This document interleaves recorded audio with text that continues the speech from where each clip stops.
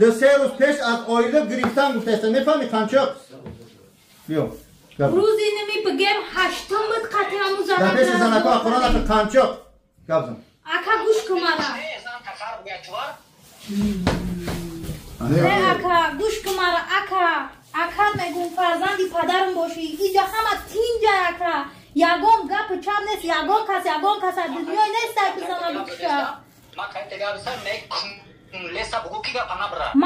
مایل خب کنه گپ زنه سوال بته ما سوال تونده جواب بتم روزی هفتم بود یا هشتم بود ما قطعی زنه که همی درنی جای کرمان جنگ کردم اکا